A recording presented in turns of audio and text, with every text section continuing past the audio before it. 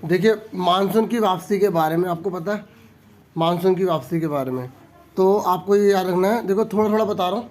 अगर मानसून की वापसी के बारे में आ जाए तो अक्टूबर से नवंबर के दौरान दक्षिण की ओर सूर्य की आभासी गति होने लग जाती है। मतलब दक्षिण की तरफ सूर्य जो है जाने लगता है, ऐसा लग रहा होता है हमें। आभासी मतलब असली में ऐसा नहीं हो रहा है, इसलिए हमें लग रहा है।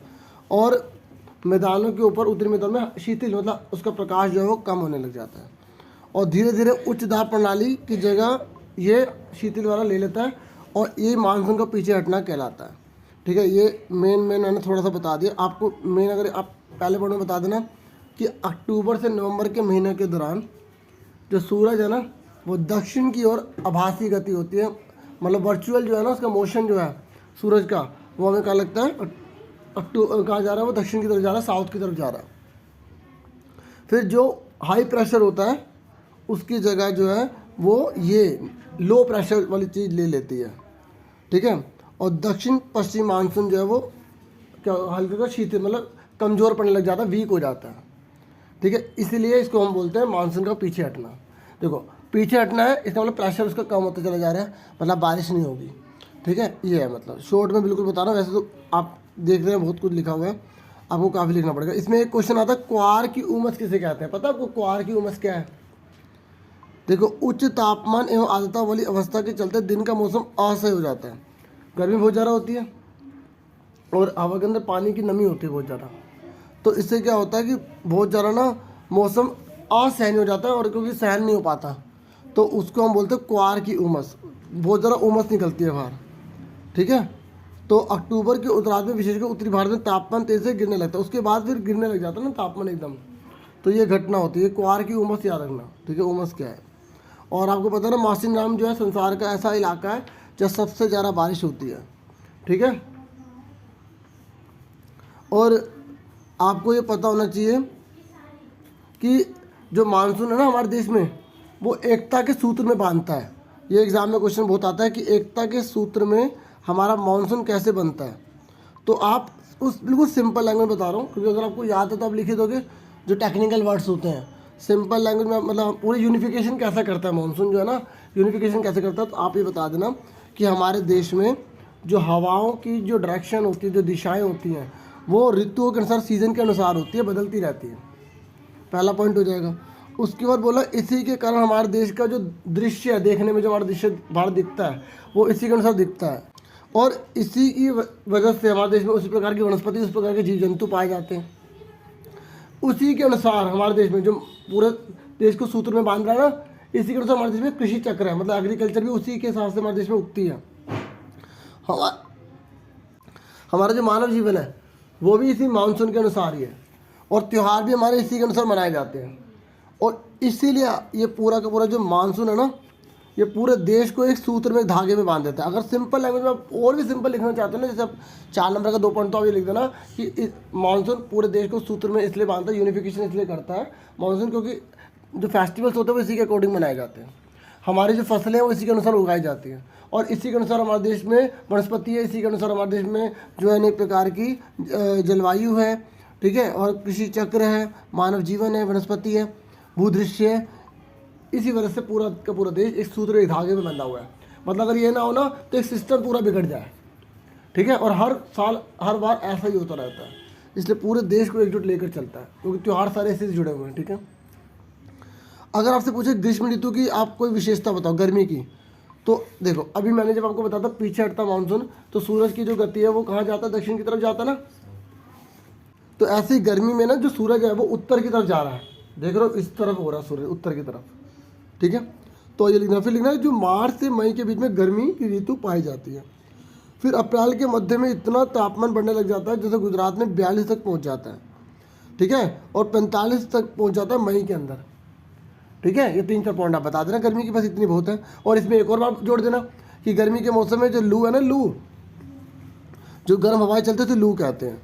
ठीक है, और एक पॉइंट ये काल वैशाखी किसे कहते हैं, तो वैशाख के महीने में ना, वैशाख के महीने पश्चिम बंगाल में, ठीक है, एकदम जो बर्फीली बर्फ़ गिरती है, ओले से गिरते हैं, तो वो काल वैशाखी कहते हैं। तो देखो समानता हिम वृष्टि भी होती है वैशाख माह में होने के कारण पश्चिमी बंगाल में से काल वैशाखी कहते हैं। ठीक है, ये याद रखना। मतलब जो तेज़ हवाएं होती है बहुत ज़्यादा तेज़ हवाएं होती है, इससे बहुत ज़्यादा तेज बारिश आती है, बर्फ़ के ओले भी गिरने लग जाते हैं, तो इसी को काल वैशाखी कहते हैं। याद रहेगा काल वैशाखी किसे कहते हैं।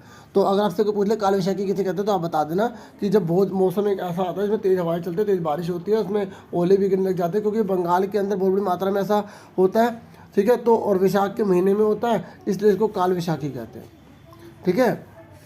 बंगाल इसमें नहीं लिखा, बंगाल मत बोलना, वो बंगाल मैंने पता नहीं क्यों बोल दिया, ठीक है। एक बार दोबारा सुन लो, कन्फ्यूज़न हो गई होगी। तो काल वैशाखी किसे कहते हैं तो आप बता देना कि भाई देखो कि बहुत तेज़ हवाएं चलती हैं, मूसलाधार बारिश होती है, ठीक है, और बर्फ़ जो ओले वगैरह भी गिरते हैं साथ में।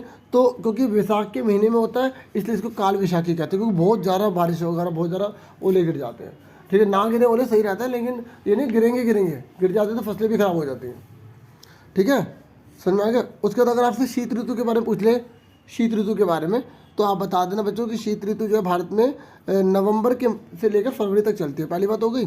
तो बोलना कि दिसंबर में सबसे ज़्यादा ठंड पड़ती है भारत में, ठीक है। और फिर बता देना कि चेन्नई में इस समय दिसंबर नवंबर के 24 डिग्री और 25 डिग्री के आसपास रहता है, लेकिन उत्तरी मैदान में मतलब दिल्ली में, पंजाब में, हरियाणा में 10 से 15 डिग्री के आसपास हो जाता है, और कई बार कुछ इलाकों में 2 डिग्री तक भी पहुँच जाता है। ऐसे बना के बोल देना। और मौसम बहुत सूखा हो जाता है, मतलब बहुत ज़्यादा हवाएं चलती है ना, बारिश नहीं होती, ठंड बहुत ज़्यादा पड़ जाती है। तो और ऐसी तमिलनाडु में आप याद रखना, क्योंकि एग्जाम में आता है कि जब पूरे देश में शुष्क मौसम होता है सर्दी के अंदर, तो तमिलनाडु में बारिश क्यों हो रही होती है, ठीक है। तो मानसून जो पीछे की तरफ हट रहा है ना, जा रहा है, तो वो पूरा सूखे होते हैं, तो वहाँ से आर्द्रता ले लेता है बंगाल की खाड़ी आसपास आता, मतलब उन बादलों में बहुत ज़्यादा पानी भर जाता है, और वहाँ पे पहाड़ वगैरह और चीज़ें होने की वजह से तमिलनाडु में सारी बारिश हो जाती है।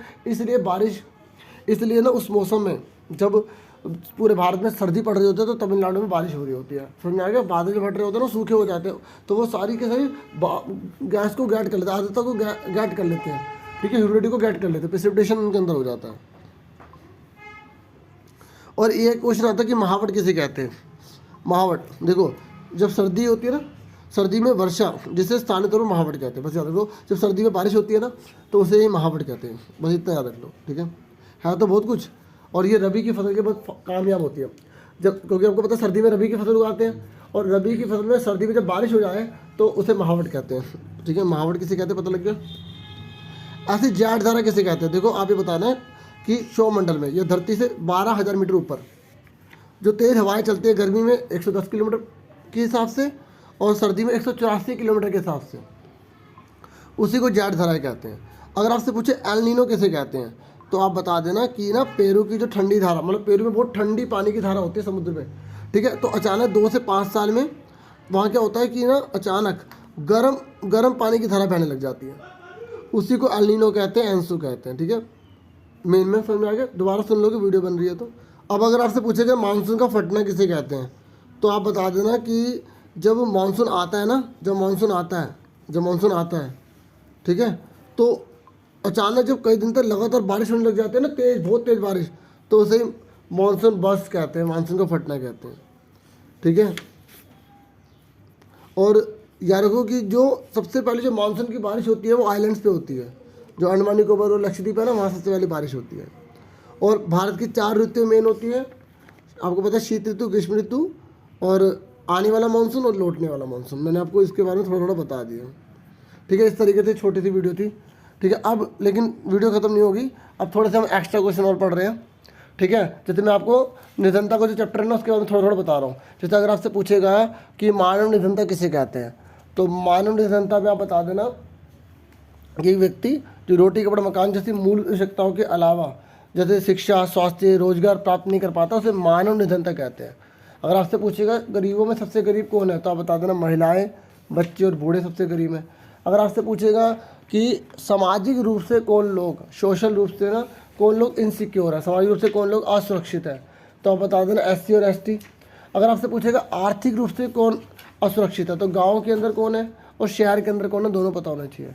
गाँव के अंदर वो है जिनके पास ज़मीन नहीं है, किसानों के पास, क्योंकि दूसरों के यहाँ काम करेंगे उन्हें पैसा नहीं मिल पाएगा। शहर के अंदर वो है जो दिहाड़ी के मजदूर हैं, क्योंकि आज उनको नौकरी मिल गई, जैसे इसने ईंटों का काम दे दिया उसे, तो काम मिल गया, कल नहीं मिला तो भूखा रहेगा या इधर से कैसे करेगा गुजारा, तो गरीबी में तो है वो।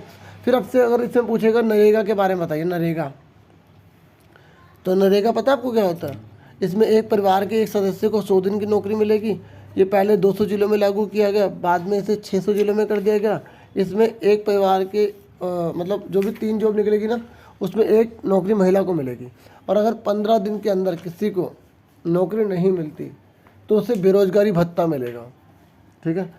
और अगर आपसे इस चैप्टर में पूछ ले गरीबी के क्या कारण है, तो आप बोलना भूमिहीनता, अपनी ज़मीन ना होना, परिवार का आकार बहुत बड़ा होना, शिक्षित ना होना, ठीक है, असहाय होना। जैसे बूढ़े बुजुर्ग होते हैं, माँ बाप बूढ़े हो जाते हैं, बच्चे निकाल देते हैं घर से बाहर, अनाथालय में रहते हैं माँ बाप, तो गरीबी का सामना करते हैं ना। बच्चे आजकल अपने आप को ज़्यादा समझने लग जाते हैं, माँ बाप की वैल्यू भूल जाते हैं, फिर बेचारे गरीबी में करते हो, तुम्हारा खर्चा करे अपना खर्चा करे, ऐसा मत करना बच्चों का भी, ठीक है। तो ये गरीबी का कारण है असहाय, सहारा ना होना। सुन रहे मेरी बात आ रहा? तो बच्चों अगर आपसे पूछे गरीबी को दूर करने के क्या उपाय हैं, तो आप देखो मैंने बताया था दो तरीके, एक है समृद्धि करके, एक सरकार के द्वारा कार्यक्रम चला के। अगर देश के अंदर ग्रोथ होगी ना, वृद्धि होगी, जैसे लोग शिक्षित होंगे तो लोगों को रोजगार मिल जाएगा, रोजगार मिलेगा तो लोग अपने आप गरीबी को दूर कर पाएंगे, हाँ है ना।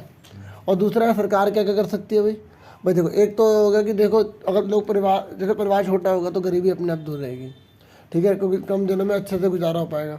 ये तो लोगों का हो गया। लेकिन सरकार क्या करे, सरकार योजना बनाती है, जैसे अंत्योदय अन्न योजना, ठीक है, और परिवार कल्याण योजना, ठीक है, और नरेगा और प्रधानमंत्री रोजगार योजना, पता नहीं कितनी योजना है, तो कोई भी 2-3 आप बता देना, ठीक है। और अगर आपसे पूछेगा कि विश्व की निधनता के बारे में बताइए, तो आप बताओगे दक्षिण एशिया के अंदर जो गरीबी है उसमें काफ़ी कमी आई है, ठीक है।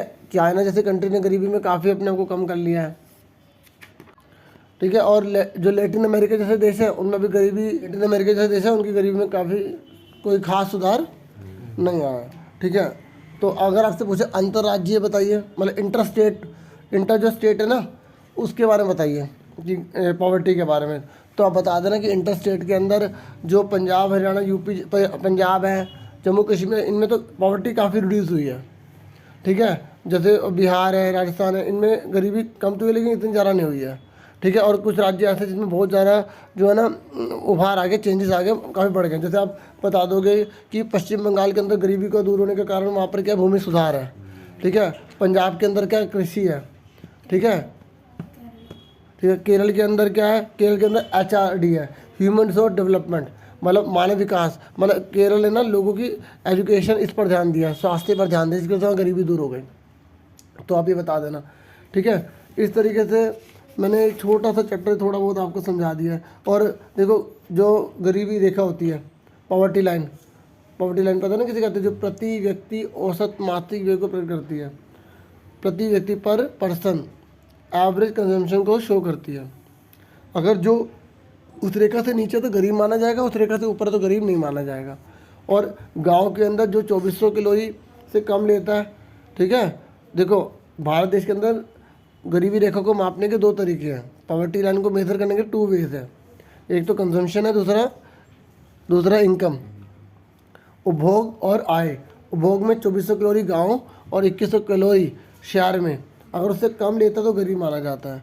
और गांव, और अगर हम इनकम की बात करें 2011 के अनुसार, अगर गांव के अंदर कोई व्यक्ति, एक पर्सन 816 रुपये कमाता है, ठीक है, या उससे कम कमाता है तो गरीब है। और शहर में 1000 कमाता है या उससे कम कमाता है तो क्या है, गरीब है। अब सुनो, एग्जाम में क्वेश्चन आ गया कि एक फैमिली में 5 जने हैं और उसमें एक जना कमाने वाला है और वो कितने रुपये कमाता है, 5000 कमाता है, तो वो गरीबी रेखा में आएगा या नहीं आएगा, शहर का है। तो आप बोलोगे 5000 को 5 से भाग कर दोगे, एक जने के हाथ में कितना 1000 रुपये आ रहा है, तो गरीबी रेखा में माना जाएगा, ठीक है, समझा गए। और अगर एक घर में एक जना 10,000 रुपये कमा रहा है, उस घर में 5 जने हैं, तो 5 को 10 से भाग करो 2000, तो एक जने के हाथ में 2000 आ रहे हैं, तो 1000 से ऊपर हो गए तो गरीब नहीं है, ठीक है। एक फैमिली की पर पर्सन को देखा जाता है, पूरी फैमिली में कितने कमाते हैं तो उसको सब जनों में बांट दिया जाता है, अगर उससे कम होता तो गरीब माना जाता है, समझ में आ गई।